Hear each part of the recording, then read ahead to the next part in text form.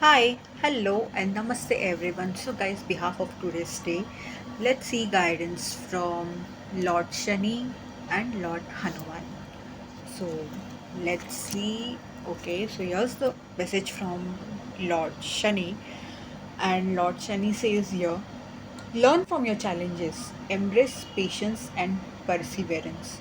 So, guys, whatever you're going through, it may be a situation, maybe you feel it tough or so, also challenging. But here, what Lord Shani says is we need to learn something from it because it is teaching us something, right?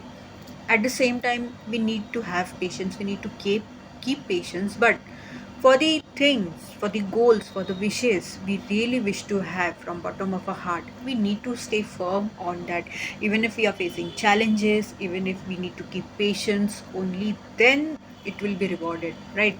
And this is what Lord Shani always keeps on looking. He tests a lot of patience of us, and also what we are learning in this, from these patients or in these delays and all everything. Here's a remedy given. Chant Shani mantras for patients. So if you know any of the Shani mantras, Lord Shani mantras, so you can chant it. It will really help you in making yourself a patient. Guidance from Lord Hanuman. Cultivate unwavering devotion. Let your faith guide you.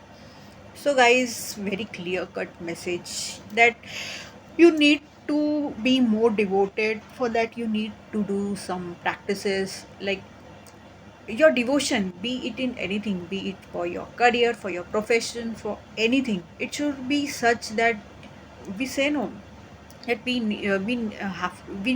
should give wholeheartedly to that particular thing. This is what is being said, and your faith will surely guide you that what to do, what not to do. So don't fear that if I do something wrong or something.